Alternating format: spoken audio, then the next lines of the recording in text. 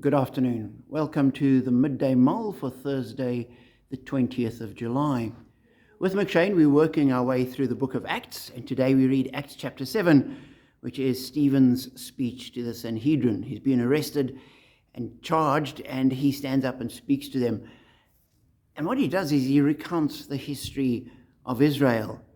And as I read it, I thought there's not a huge amount about God in it. You have things like, because the patriarchs were jealous of Joseph, they sold him as a slave to Egypt. Just the everyday run-of-the-mill, what was going on in the world, what was going on with the family at that point. And later on we have, when Moses was 40 years old, he decided to visit his fellow Israelites, and just people going about their business, doing what they wanted to do. And as you read through, it doesn't say God did this, God did that, God did the next thing, God did the next thing. It's people doing stuff. But you're aware of God being behind it all, and God's plan slowly working itself out. And as Stephen speaks, you become aware that this is what's going on. This is God's plan from beginning to end. And all of this happened because this is what God's plan was.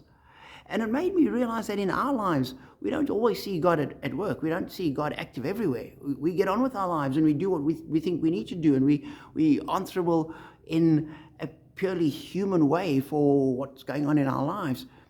But at the same time, as we're doing what we think we need to do and we're acting as responsible human agents, God is present. God is overseeing it. God is working his purpose out.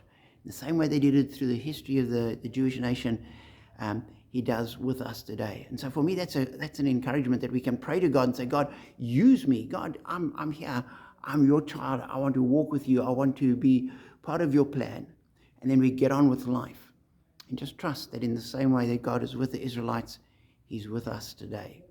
And therefore, we are held, we are used, we are blessed by him. Be encouraged by that idea as you go through your day.